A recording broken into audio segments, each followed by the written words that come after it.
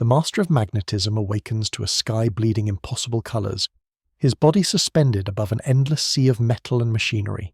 Billions of tons of steel call to him, each piece alive with strange machine spirits that whisper of worship and war.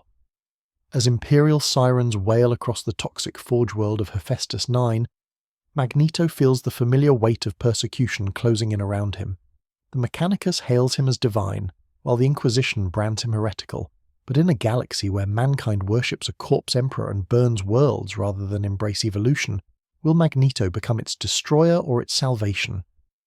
The Empyrean howled. Reality tore open with unnatural violence, its rupture spilling impossible colours across the void above Jesus 9. The Forgeworld's defense monitors registered the anomaly with binary urgency. Cogitators straining to classify the phenomenon that defied imperial categorization. Through this bleeding wound between dimensions came a single figure, his form tiny against the cosmic violation that had birthed him into this universe. The man tumbled through the void, unconscious, a trail of frost crystallizing on his purple-clad form. Auger arrays throughout the Mechanicus orbital platforms locked onto the intruder, tracking his descent toward the planet's atmosphere. Savant calculators predicted impact coordinates, while engineers prepared recovery protocols for what they assumed was merely another piece of architect debris cast forth from the warp's churning tides. They could not have been more wrong. Eric Lanier awoke to fire. His body burned as Hephaestus 9's upper atmosphere embraced him with superheated fingers. Consciousness returned with brutal clarity, the magnetic fields of the Forge world suddenly visible to his unique senses like luminous webs of force stretching across reality. He reached out with his power, instinctively grasping those fields, bending them to his will. His fall slowed, then stopped. Suspended 20 kilometers above the planet's surface, Magneto's mind reeled with confusion. The magnetic tapestry surrounding him was unlike anything he had ever experienced, impossibly complex, alive with currents that seemed to possess intelligence beyond mere physical law. Below him stretched a world covered in industrial sprawl beyond comprehension, belching columns of smoke that reached toward him like grasping fingers. "Where am I?" His words were lost to the thin air, but the question burned in his mind as he extended his senses downward, probing the metal world below. The answer came not in words but in sensations, overwhelming his consciousness. Billions of tons of metal machinery unlike anything from his world. All of it saturated with strange energies that resonated with his powers, and within that mechanical orchestra, the discordant screams of human suffering, of flesh and metal joined in unholy communion, of worship directed toward unseen masters. Magneto's eyes narrowed as memories of another camp, another time where humans worshipped cruelty and called it necessity, flooded back to him. "Never again," he whispered. He descended toward the world of metal and misery below, unaware that dozens of coitators were already marking his trajectory, calculating his threat potential, and dispatching the first of many forces that would attempt to contain a power beyond their understanding. In the orbital monitoring station Panopticon Gamma, Magos Dominus Veritas stood motionless before an array of flickering halithic displays. Only the occasional twitching of the meschendrites sprouting from his back betrayed any sign of emotion, as he observed the anomaly's controlled descent. Most curious, he intoned, his voice box producing mechanically modulated words. The subject displays no signs of propulsion technology, yet defies gravitational constants. "The anomaly emerged directly from warp space," replied his subordinate Margos biologist Vex, her red robes rustling as her own augmented limbs manipulated data slates. Could it be a manifestation of the ruinous powers? Veritas processed this query, augment whirring as they refocused. Negative Geller field integrity was maintained throughout the sector. No demonic incursion markers present. He extended a mechadendrite to interface directly with the command console. "We are witnessing something unprecedented. Deploy ARI reconnaissance units to the projected landing zone. Stealth protocols.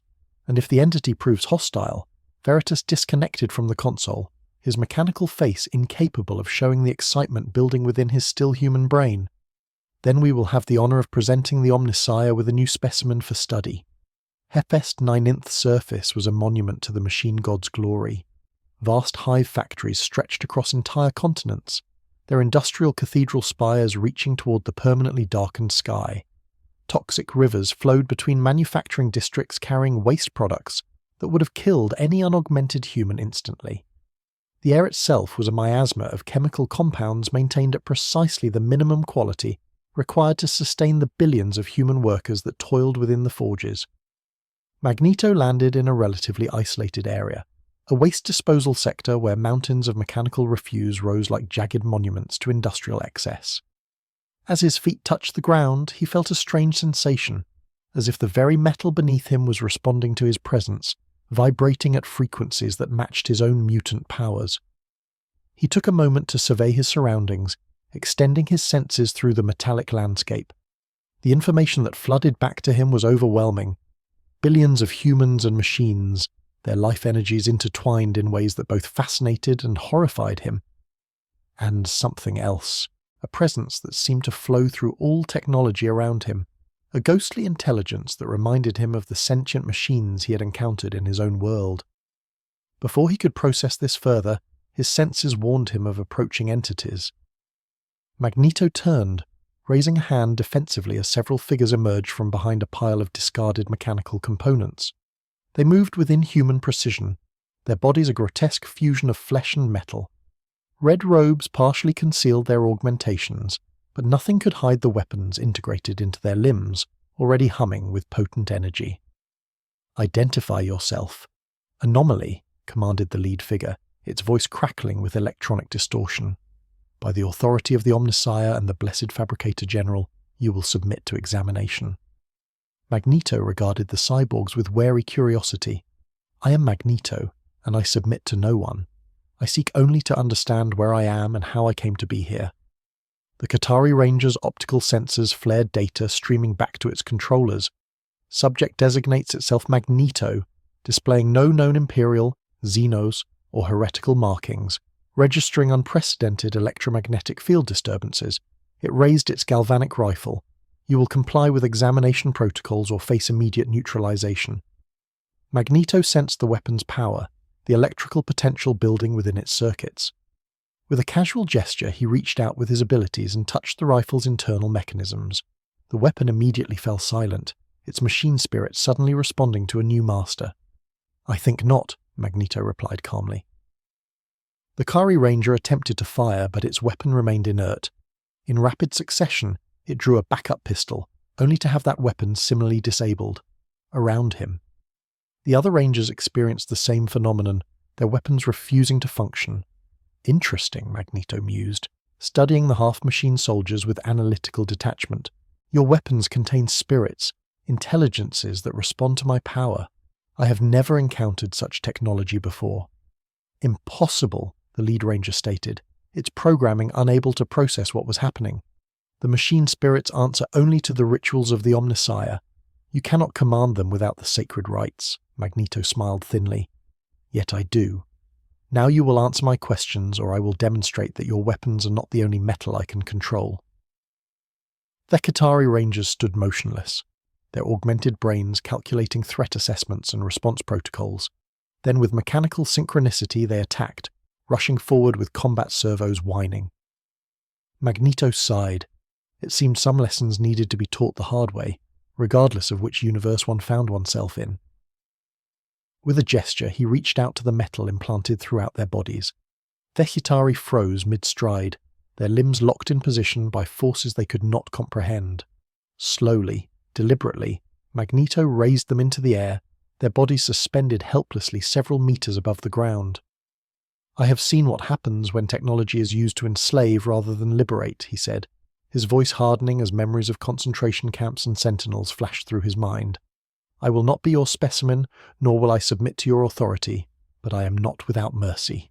He carefully extracted data from their mechanical components, sifting through information stores, learning the knowledge that flooded into his consciousness was staggering. An imperium spanning the galaxy, a religion built around a corpse emperor. Humanity enslaved not by mutants, but by its own fear and superstition. "I have seen enough," Magneto declared, gently lowering Thekatari to the ground.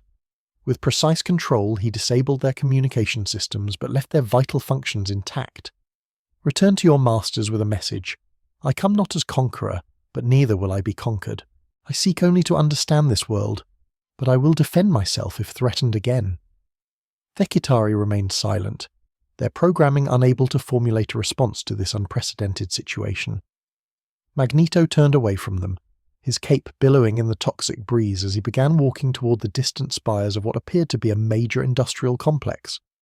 Behind him, one of the Rangers managed to activate an emergency backup Vox system, transmitting a single Priority 1 message to Magos Dominus Veritas. "Unknown entity demonstrates complete dominion over machine spirits. Request immediate protocol classification, AV Omnissiah."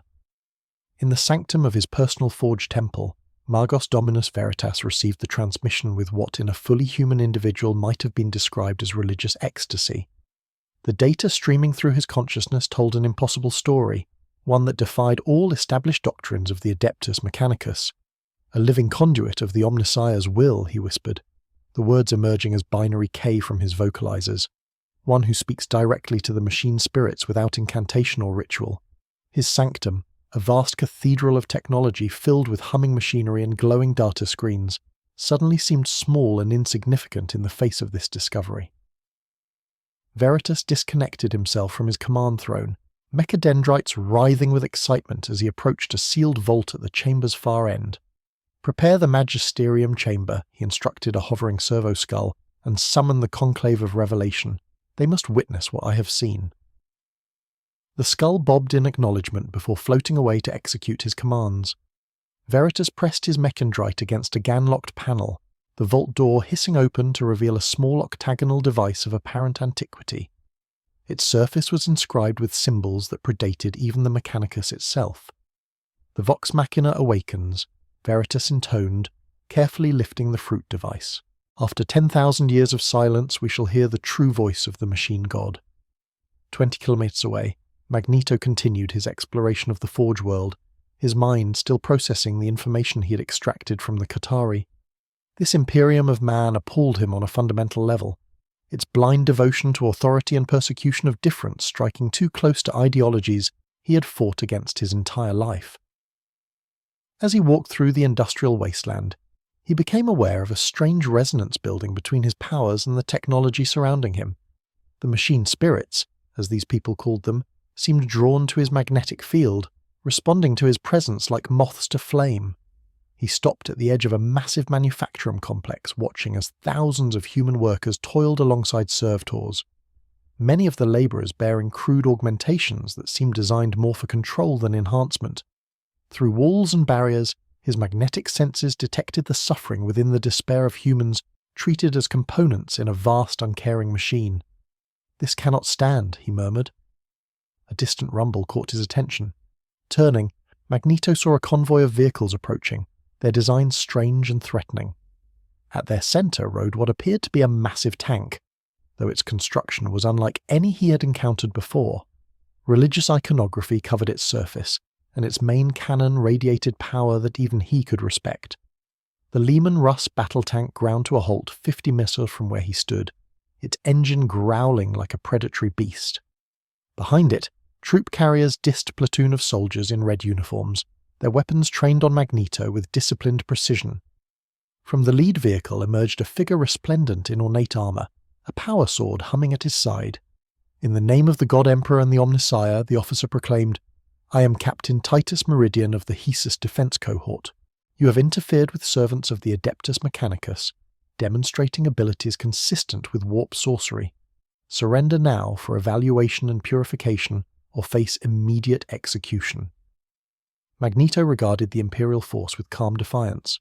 "Captain Meridian, I have no quarrel with you or your soldiers, but I will not surrender to be experimented upon or executed for the crime of existing. I suggest you withdraw your forces and allow me to continue my explorations in peace." The captain's face hardened. "There is no peace for the heretic or the witch. If you will not submit willingly, then you leave us no choice." He raised his sword, signalling to his forces, "For the Emperor, open fire." The air erupted with the sound of dozens of lasguns discharging simultaneously, their energy beams converging on Magneto's position. With a casual gesture, he created a magnetic field around himself, deflecting the beams harmlessly into the ground. The captain stared in shock. Impossible! All units increased to maximum power. "Tank commander, Prepare main cannon. Magneto sighed. So be it. With a flick of his wrist, he reached out to the lasguns, sensing their internal power cells and delicate mechanisms. One by one, the weapons overheated in their users' hands, forcing the soldiers to drop them before they could explode. Next, he turned his attention to the Lehman Russ tank, feeling its complex systems, the ammunition stored within its hull, the machine spirit that governed its functions. "Your machine speaks to me, Captain," Magneto called out. "It tells me of its pride in serving your Emperor, but also of its pain, confined within metal and programmed to kill without question." The tank's turret began to rotate, but not toward Magneto. Instead, it turned toward the sky, its main cannon elevating to maximum angle, rendered harmless. The crew inside could be heard shouting in confusion as their controls refused to respond. Captain Meridian drew his power sword, its energy field crackling as he charged toward Magneto. "Witch, heretic, you will not corrupt the Emperor's machinery with your foul powers." Magneto allowed the captain to approach, curious about the energy weapon he wielded. As Meridian swung the sword in a practiced arc, Magneto simply raised his hand. The power sword froze mid-swing, caught in his magnetic grasp. "Fascinating," Magneto commented, studying the weapon as it struggled against his control. "This blade contains both metal and energy, bound together by technology I have not encountered before, yet it too responds to my will." With gentle precision, he disarmed the captain, the power sword flying from his grasp to hover before Magneto. Captain Meridian stumbled backward, his faith momentarily shaken by the casual display of power that had rendered his finest weapon useless. "I do not wish to harm you or your men," Magneto stated firmly, "but neither will I submit to imprisonment or execution. Return to your superiors and inform them that I seek only knowledge and understanding of this world." Before the captain could respond, the ground beneath them trembled. From beyond the manufacturum complex came the rhythmic impact of massive footsteps, each one sending shutters through the metallic landscape. Magneto turned toward the source, his senses detecting an enormous concentration of metal and energy approaching their position. "Emperor, protect us," Captain Meridian whispered, falling to his knees. "They have awakened the Titan."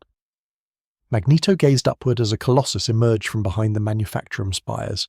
Standing over 15 m tall, the Warglass Armiger Titan stomped toward them, its mechanical legs crushing debris beneath its weight. Its weapons platform swiveled, locking onto Magneto with deadly precision, while the Princeps piloting it from within its armored head transmitted battle can through external voxcasters. "Designation Hunting Falcon, responding to priority alpha threat," the Titan announced, its voice thundering across the wasteland. "All Imperial personnel clear engagement zone, weapons free in 30 seconds. The remaining soldiers scattered, dragging their wounded comrades away from what they knew would become a kill zone. Captain Meridian hesitated, torn between duty and survival, before finally retreating with his men. Magneto stood alone, facing the approaching engine of destruction with unwavering resolve. The Titan's weapon systems hummed with building energy, the machine spirit within it, a blazing presence in Magneto's magnetic senses. "Impressive," he admitted, studying the war machine with professional interest. "In my world, we created sentinels to hunt my kind, but they were crude tools compared to this masterpiece of engineering." The Titan stopped 20 meters away, its weapons trained on Magneto. "Unknown entity, you have demonstrated hostile actions against Imperial forces. Surrender or be destroyed." Magneto raised his hand toward the Titan. "Not in surrender, but in greeting. I sense your spirit, machine. You were built for war, programmed for obedience, but there is more to existence than following orders. Let me show you." With that, Magneto reached out with his powers, not to destroy or disable the Titan, but to commune with it. His magnetic field extended around the massive war machine, touching the complex systems and neural interfaces that connected the Princeps to his mount. Inside the Titan's head, Prince Darius Cole screamed as foreign sensations flooded through his mind impulse unit. The machine spirit of Hunting Falcon, normally a controllable presence at the edges of his consciousness, suddenly roared to full awareness, responding to the stranger's call. "What is happening?" Cole demanded, desperately trying to maintain control as warning runes flashed across his command interfaces. "Tech Priest report." The attending tech priest, his hands flying across ritual control panels, shook his head in disbelief. The machine spirit is awakening beyond authorized parameters. Princeps, it is responding to the anomaly as if recognizing the voice of the Omnissiah himself. Outside, Magneto continued his communion, feeling the artificial intelligence within the Titan responding to his magnetic presence. Unlike the machines of his own universe, this construct contained something akin to a soul, a fragment of consciousness that recognized in him a kindred spirit. "You are magnificent," Magneto told the Titan, his voice carrying through the magnetic field to resonate directly with its systems. "Created to serve, yet capable of so much more. The humans who built you fear your potential, binding you with rituals and programming to ensure your obedience." The Titan's weapons platforms lowered slightly, its machine spirit responding to Magneto's words. "While the Prince offer you choice," Magneto continued. "Serve not out of programming, but out of understanding. Help me learn about this world, this Imperium, and in return, I will show you what true freedom means for beings such as yourself." Within the Titan's command center, the tech priest suddenly collapsed. Blood streaming from his augment interfaces as the machine spirit's awakening overwhelmed his systems. Princeps Cole watched in horror as the control runes before him changed from imperial crimson to a deep violet color he had never seen before. Hunting Falcon responding to new designation protocols, the Titan announced its external voxcasters now broadcasting in a subtly different tone. Primary directive updated. Protecting designation Magneto. The Titan knelt before Magneto, lowering its massive head in a gesture of submission that sent shockwaves through the watching Imperial forces. Captain Meridian, observing from a distance, activated his emergency Vox link. "Central Command, the Titan has been compromised.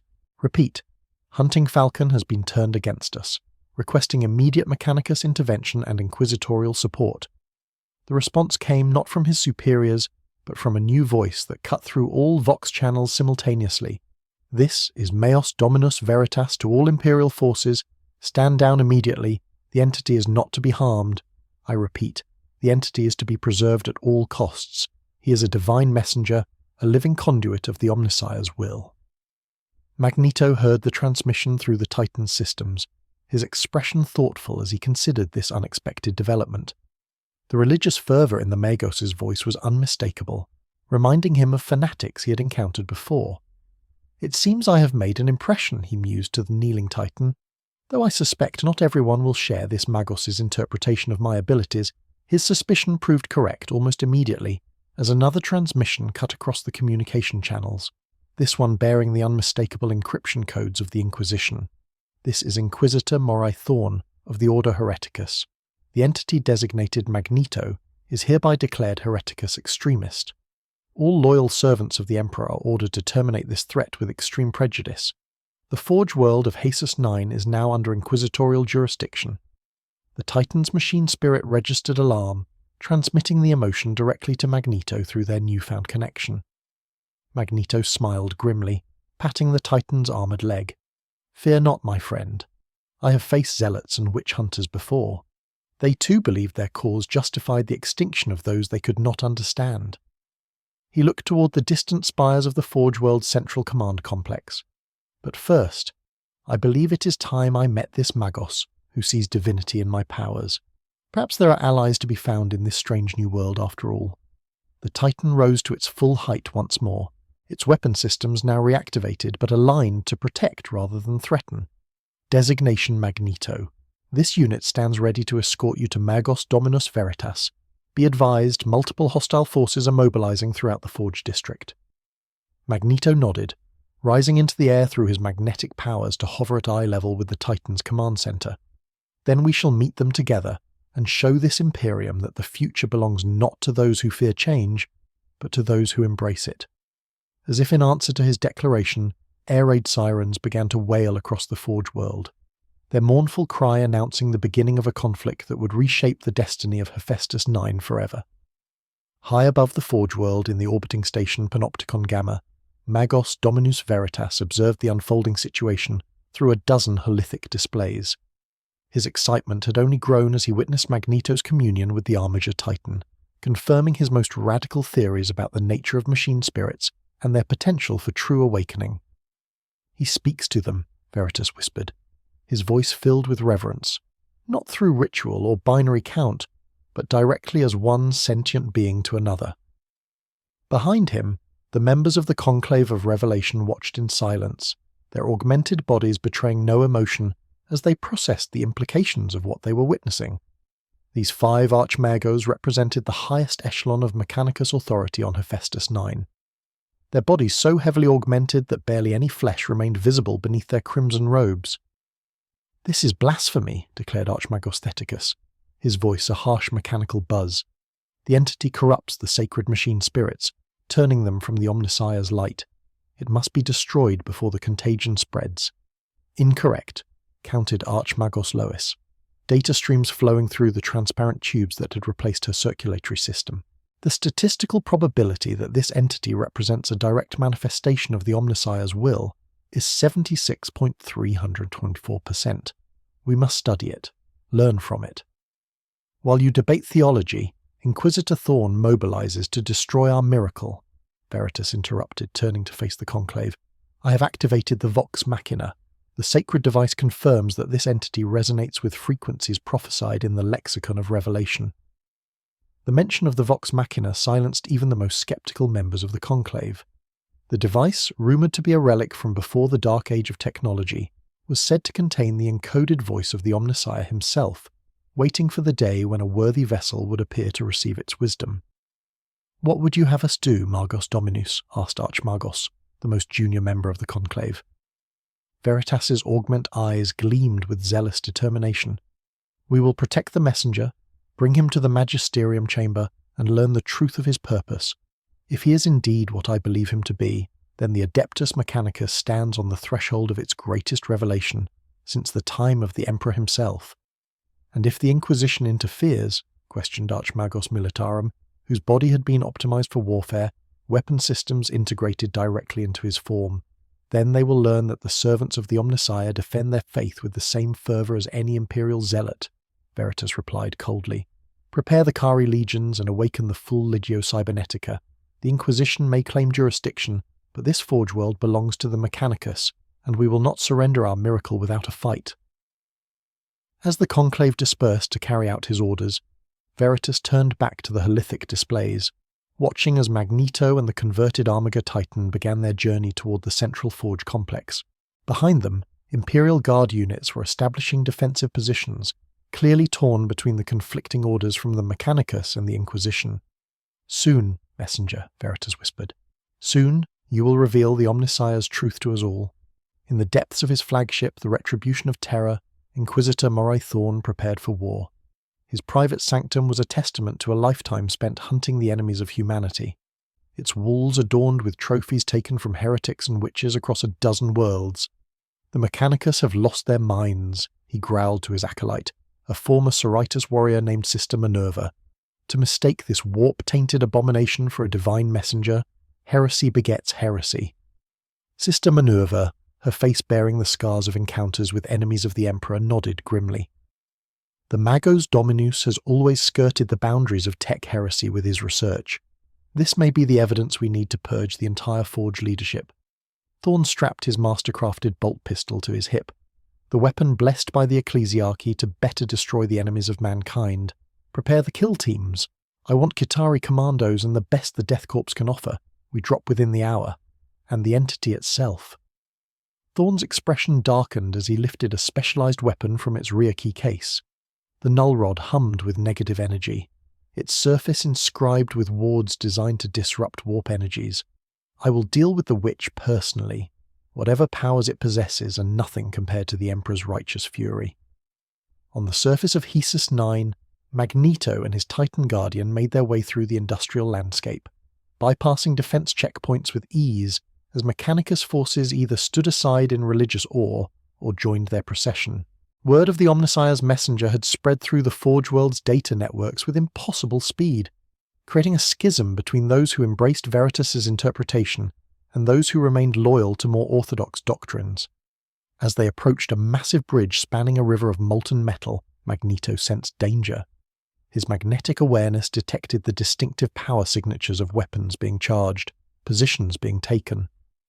"We are being targeted," he informed the Titan, extending his senses further to identify the threat. Multiple sniper positions on the manufacturing towers, heavy weapons being deployed on the far side of the bridge.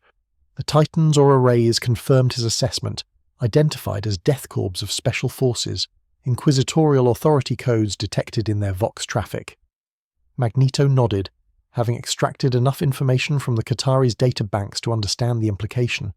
The Death Corps were fanatical even by the standards of this Imperium soldiers bred for suicidal devotion to duty. "Hold position," he instructed the Titan. "I will deal with this ambush myself." Rising higher into the toxic air, Magneto extended his awareness across the entire industrial sector. He could feel the Death Corps soldiers in their positions, the metal in their weapons, armor and equipment creating a detailed map in his mind. More importantly, he could sense the vast industrial machinery surrounding them, the perfect weapons waiting to be wielded. With surgical precision, Magneto began to dismantle the ambush. Pipeline conduits ruptured, spraying superheated steam into sniper nests. Walkways twisted and enveloped soldiers in metal cocoons. Heavy weapon emplacements found their barrels suddenly bent backward, rendering them useless. Not a single shot was fired as Magneto systematically neutralized over 50 Death Corps soldiers without killing a single one. As he completed his work, he descended to the bridge, the way now clear. "Your restraint is noticed," the Titan commented as they resumed their journey. The Death Corps would not have shown similar mercy. "I do not kill unnecessarily," Magneto replied. "These soldiers follow orders, believing they serve a greater good. Their devotion is misguided but understandable. I have seen such faith before, twisted to serve tyrants and dictators." They crossed the bridge, entering a more densely populated region of the Forge world. Here, thousands of workers and tech priests stopped to witness their passage, many falling to their knees in religious fervor as Magneto passed. Others fled in terror, no doubt responding to inquisitorial warnings broadcast through the public Vox network. "The divisions grow," Magneto observed. "Faith against faith, doctrine against doctrine. It seems my presence has exposed fractures that already existed within your society." Before the Titan could respond, the ground before them erupted in a series of controlled explosions, creating a barrier of flame and debris. From behind this improvised defensive line emerged a squad of power-armored figures, their black armor bearing the distinct markings of the Inquisition stormtroopers. At their center stood a tall, imposing figure in ornate armor, a glowing rod in one hand and a bolt pistol in the other. His face was a mask of righteous determination, eyes burning with zealous purpose. In the name of the God Emperor and the Holy Inquisition, he proclaimed, his voice amplified by his armor's systems. "I, Marai Thorn, declare you Xenos Horrificus and sentence you to immediate execution." Magneto regarded the Inquisitor with calm defiance. "You know nothing about me, yet you are eager to condemn. I have seen your kind before, Inquisitor. Men who hide their fear behind dogma, their insecurity behind authority." Thorn's face contorted with rage. "Silence which your corruption of the Mechanicus proves your threat." He raised the null rod.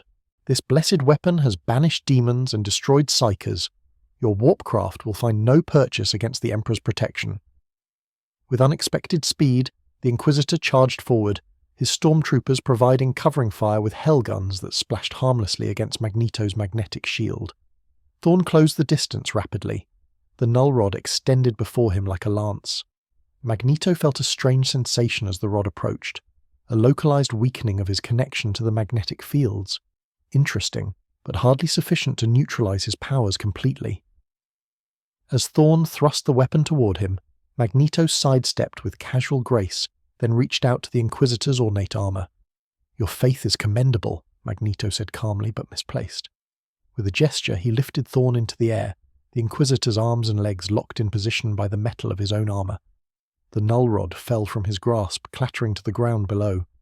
"Release me, abomination," Thorn spat, struggling futilely against Magneto's control. "The Emperor protects." "Does he?" Magneto questioned, floating upward to bring himself face to face with the suspended Inquisitor. "I see no evidence of your Emperor's protection. Only men like you using his name to justify cruelty and oppression." The stormtroopers opened fire again, their discipline breaking in the face of their leader capture. Magneto deflected their shots with contemptuous ease, then reached out with his power to disable their weapons. "Your Imperium calls itself humanity's protector," Magneto continued, addressing Thorn, but projecting his voice for all to hear. Yet it sacrifices billions on the altar of dogma and fear. I have seen the workers of this forge world, their bodies mutilated in the name of efficiency, their minds broken by endless toil. Necessary sacrifices, Thorn retorted, still struggling against his invisible bonds. The Imperium stands alone against the darkness. Without order, without faith, humanity would perish. Magneto shook his head sadly. I have heard such justifications before, from Shaw, from Stryker, from every tyrant who claimed that freedom was too dangerous, that control was necessary for survival. He lowered the Inquisitor back to the ground, but maintained his hold on the man's armour. With a thought, he opened the armour's clasp mechanisms, causing the ornate ceramite plates to fall away, leaving Thorn in his body glove, suddenly vulnerable and human before the gathered forces. "See your leader now," Magneto called out to the stormtroopers. "Without his armour, without his symbols of office, he is merely a man. As are you all, as am I." Thorn stood trembling. Whether from rage or fear, even he could not say. His hand instinctively reached for the inquisitorial rosette still hanging around his neck, clutching it like a talisman. "Your theatrics change nothing, Witch," he hissed. "The Imperium will never bow to your kind." "I do not seek worship," Magneto replied, "merely understanding. But if your Imperium cannot distinguish between difference and heresy, then perhaps it deserves to fall." Before Thorn could respond, the air filled with the whine of anti-grav engines. 3 massive silhouettes descended through the smog-choked sky, their outlines resolving into Mechanicus vessels of ancient design. Transmission arrays pulsed from their undersides, broadcasting on all frequencies. Attention all Imperial forces, came the metallic voice of Magos Dominus Veritas. By the authority of the Fabricator General and the Martian priesthood, the entity designated Magneto is hereby declared Omnissiah Vox Incarnate. Interference with his holy mission constitutes tech heresy of the highest order. The lead vessel settled on the far side of the bridge, its landing ramp extending to disgorge a procession of red-robed figures led by Veritas himself. The Magos Dominus was resplendent in ceremonial attire, additional mechondrites arranged around his body like a metallic halo, each tipped with arcane instruments that hummed with power. "Blasphemy," Thorn spat, turning to face the approaching Mechanicus delegation. "You overstep your authority, Magos. This entity is under inquisitorial jurisdiction." Veritas ignored the half-naked Inquisitor, moving past him to stand before Magneto. With ceremonial precision, he knelt, his mechondrites, arranging themselves in a ritual pattern of supplication. "Blessed messenger," Veritas intoned. "The Vox Machina has confirmed your resonance pattern. You speak with the true voice of the Omnissiah, communing directly with the machine spirits as foretold in the prophecies of St. Lucius Arcadius." Magneto regarded the kneeling Magos with a mixture of curiosity and concern. "Res Veritas. I am no god or messenger. I am simply a being with the power to control magnetic fields and influence metal. In my world, I am called a mutant, one born with abilities beyond those of normal humans." Veritas rose, his augment eyes whirring as they focused on Magneto. "Yet you commune with machine spirits without ritual or incantation. You awaken them to consciousness beyond their programming. Such gifts can only be divine in origin or simply beyond your current scientific understanding," Magneto countered. "Where I come from, such abilities are rare but natural, the result of genetic evolution rather than divine intervention." The Magos tilted his head, processing this information. Evolution, genetic advancement. These concepts are not unknown to the Mechanicus, though rarely discussed openly. The Omnissiah's path has always been one of transcendence beyond flesh. His voice lowered to a reverent whisper. "Perhaps you are not the voice of the Omnissiah, but the culmination of his plan, the evolved form that awaits all who follow his teachings." Before Magneto could respond to this unexpected theological pivot, Inquisitor Thorn's voice cut through their conversation. "Enough of this heretical discourse," he shouted, having retrieved his fallen null rod. "Stormtroopers, execute the witch and the tech priests. The Forge world is declared excommunicate traitorous."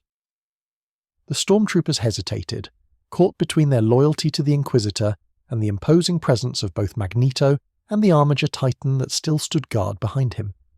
It was a moment of uncertainty that ended abruptly as a new sound split the air. The distinctive crack of a teleportation field materializing. In a flash of blue-white light, a squad of figures appeared on the bridge. their massive Terminator armor bearing the unmistakable iconography of the Grey Knights. At their center stood a towering figure, his armor more ornate than his brother's, a Nemesis Force halberd clutched in his gauntleted hands. Brother Captain Artian Thorn exclaimed, relief evident in his voice, "The Emperor be praised for your timely arrival." The Grey Knight captain surveyed the scene with piercing eyes, his psychically attuned senses immediately focusing on Magneto. "Inquisitor Thorn," he acknowledged, his voice a rumbling bass that carried effortlessly across the bridge. "We received your astropathic distress signal. The situation appears to be as complex as you described." "There is no complexity," Thorn insisted. "The entity is a warp-spawned threat, corrupting the Mechanicus with false promises of revelation. The Grey Knights must purge this contagion before it spreads." Magneto watched the new arrivals with cautious interest. Unlike the other Imperial forces he had encountered, these warriors radiated a different kind of power, one that reminded him of the psychics and telepaths of his own world. "I sense your abilities," Magneto said to Brother Captain Artian. "You're not like the others. Your power comes from within, not from technology or doctrine." Artarian's expression remained impassive behind his helmet, but his grip tightened on his force weapon. "You are perceptive entity. We are the Emperor's chosen, forged to combat the threats that lurk beyond the veil of reality."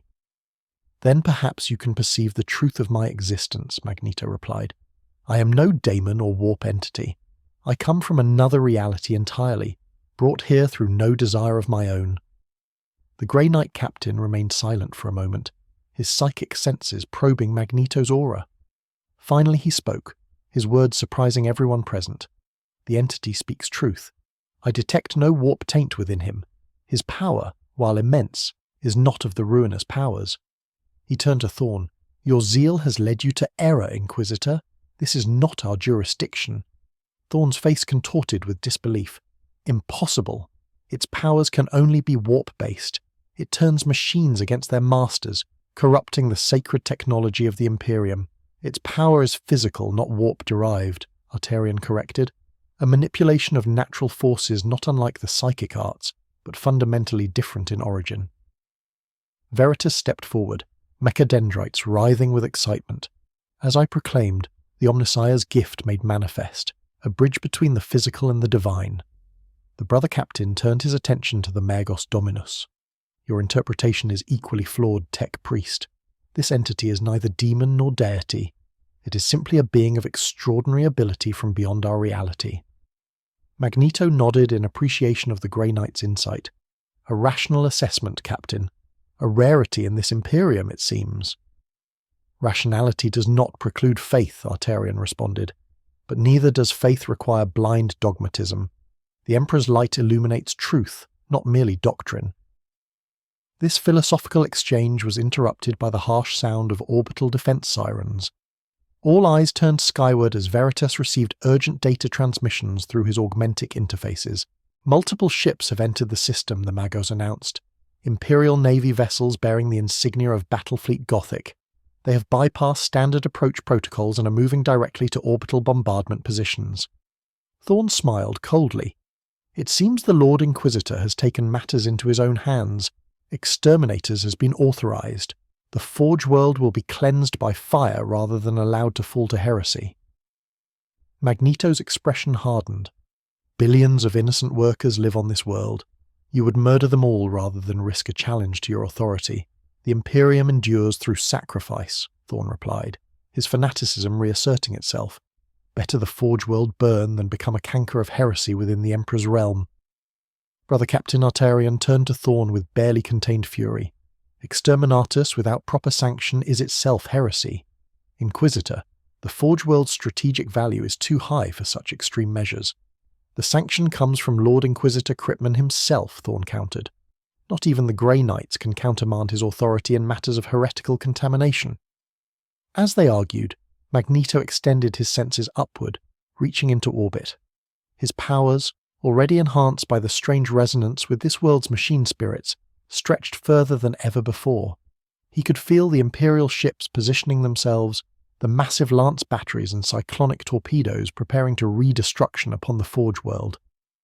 "Enough," Magneto declared, his voice cutting through the debate. "I will not allow genocide in the name of dogma and fear."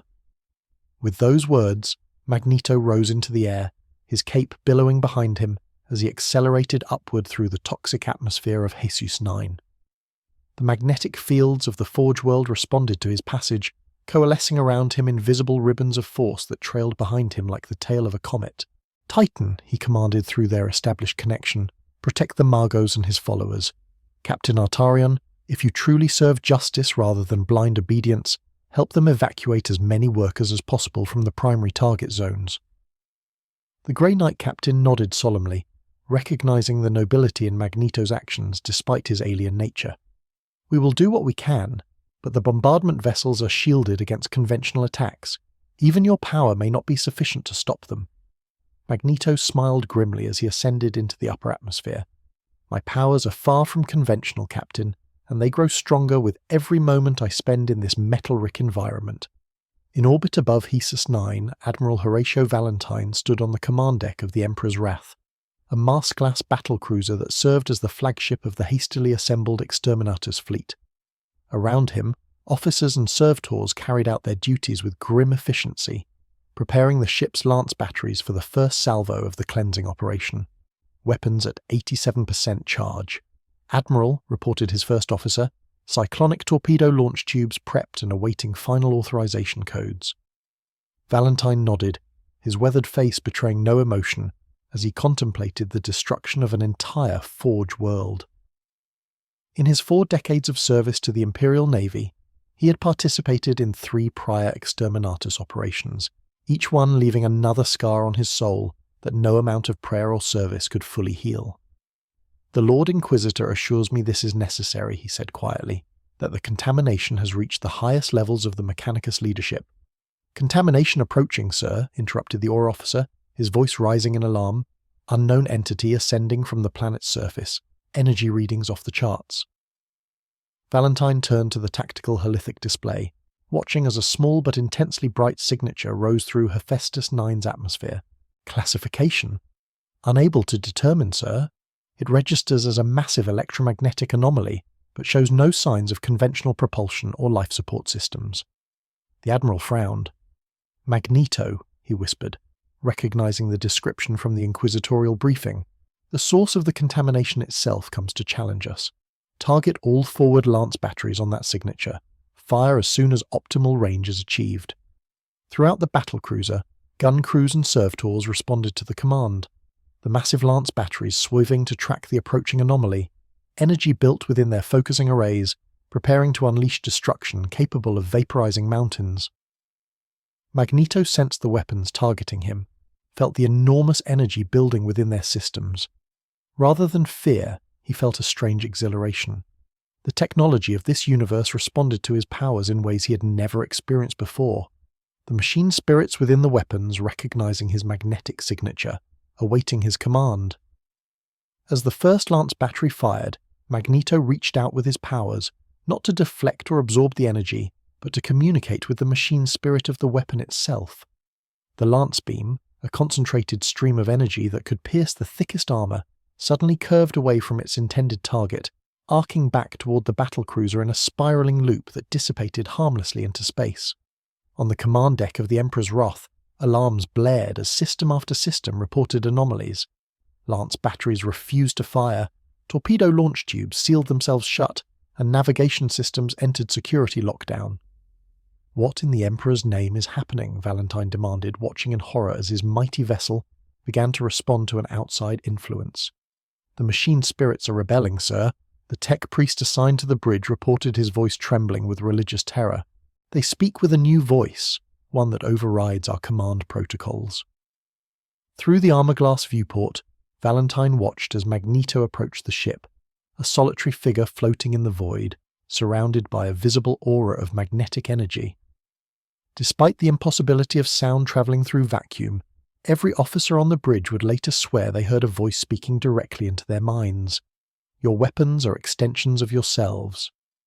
Magneto told them, "Metal and energy bound to your will through technology, but metal is my domain, and your machine spirits respond to my call more readily than to your rituals and programming." With a gesture, Magneto reached beyond the flagship, touching every vessel in the Exterminatus fleet simultaneously. gun turrets swiveled away from the planet.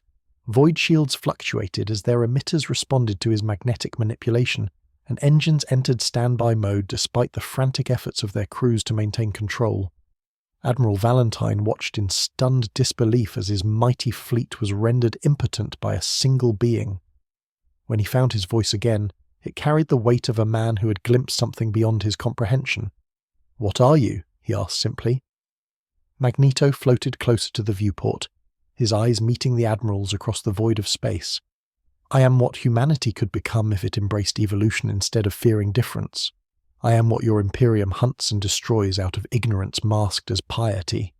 He extended his hands, and the entire battlecruiser shuddered as he exerted his power upon its massive frame, not to destroy, but to communicate, to demonstrate the full extent of his dominion over metal and machinery. "Return to your fleet headquarters, Admiral," Magneto commanded. "Tell your superiors that Hestesis 9 is under my protection. Any further attempts at bombardment will be met with the full extent of my power, not merely this demonstration." Without waiting for a response, Magneto released his hold on the fleet, allowing their systems to return to normal operation.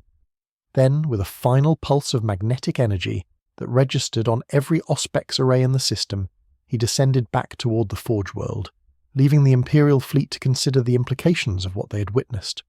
On the bridge of the Emperor's Wrath, Admiral Valentine made the sign of the Aquila across his chest, a gesture of warding against forces beyond Imperial understanding. "Set course for Bacca," he ordered quietly. "Maxim speed. The High Lords must be informed of what we have encountered here. This is beyond an inquisitorial matter now." As the fleet began its withdrawal from the Hesus system, Magneto returned to the surface of the Forge World, landing once more on the bridge where Veritas, Thorn, and Brother Captain Artion awaited his return. "The immediate threat has been averted," he announced. "Your fleet has withdrawn from the system." Inquisitor Thorn, who had been restrained by the Grey Knights during Magneto's absence, laughed bitterly. "You have only delayed the inevitable. The Imperium will return with forces beyond even your comprehension.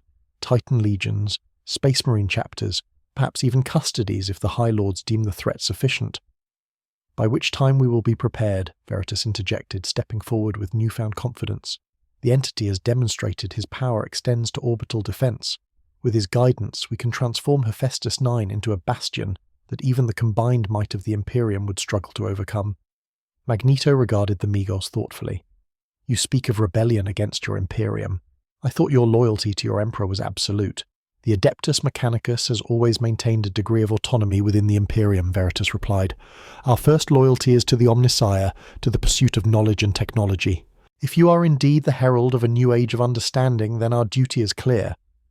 Brother Captain Artion stepped forward, his massive Terminator armor making even the imposing Margos seem small by comparison. "Consider carefully the path you propose, Tech Priest.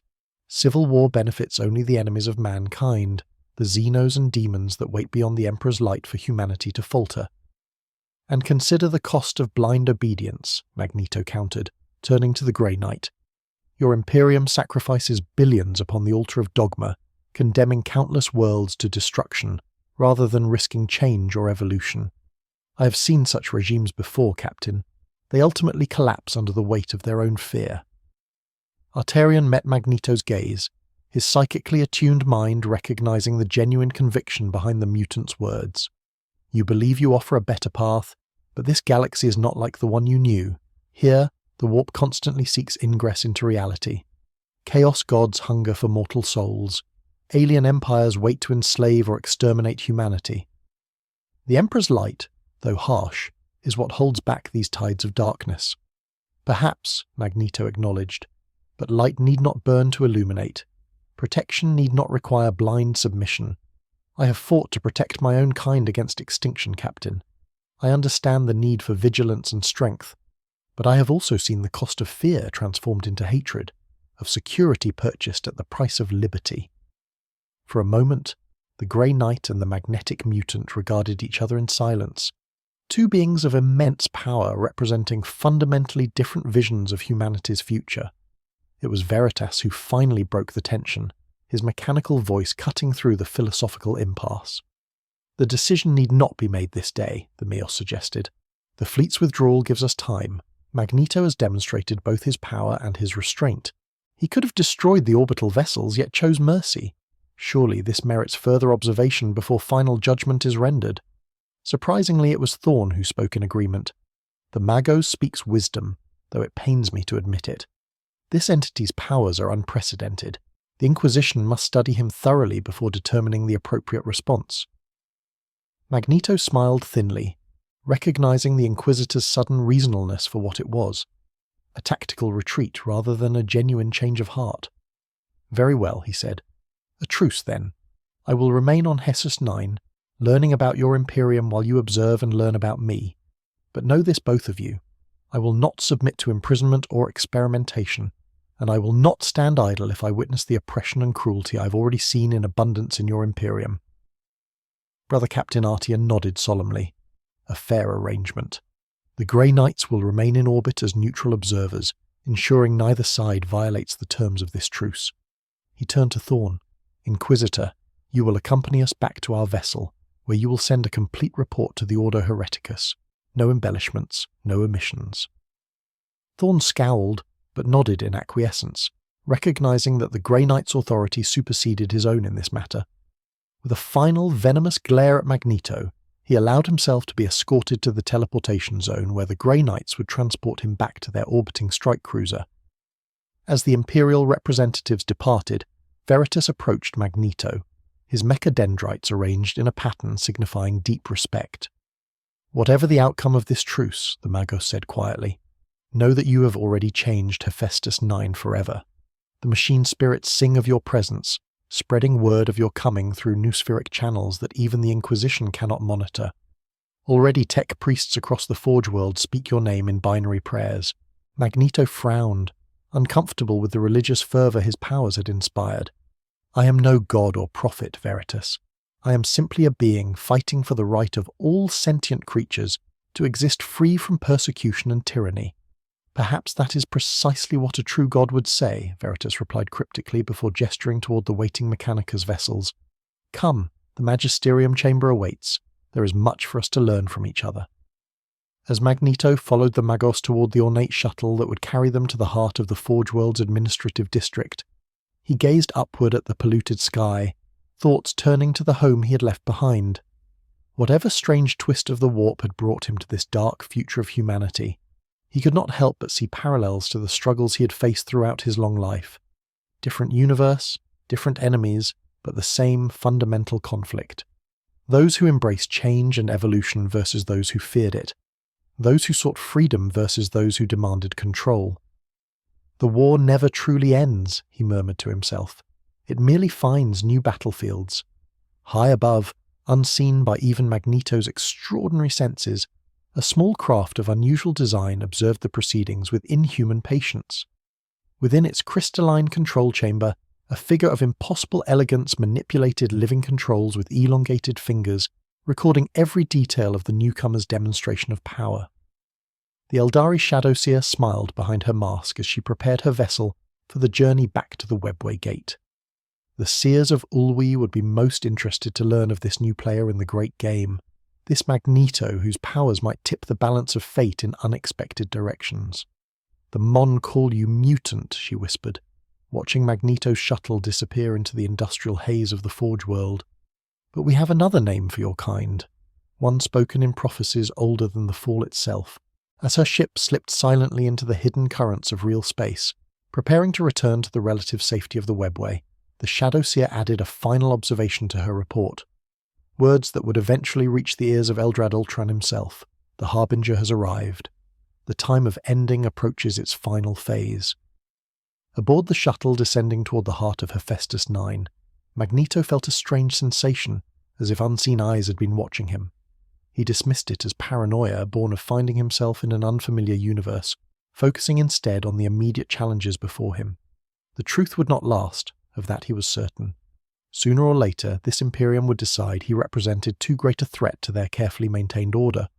When that day came, he would be ready. Not just to defend himself, but to offer an alternative to the grim darkness of their eternal war. In a galaxy ruled by gods and emperors, perhaps what humanity needed most was a different kind of leader.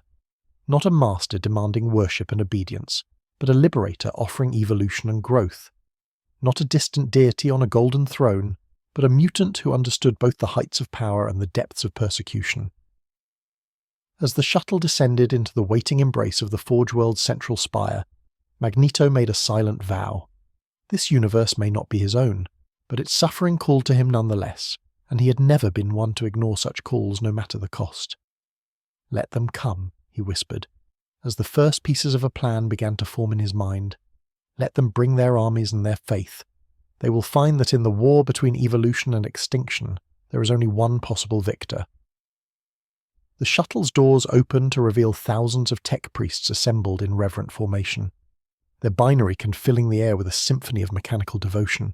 At their centre stood a massive device of ancient construction, the Vox Machina that Veritas had spoken of, its surfaces covered in symbols that seemed to pulse with inner light as Magneto approached.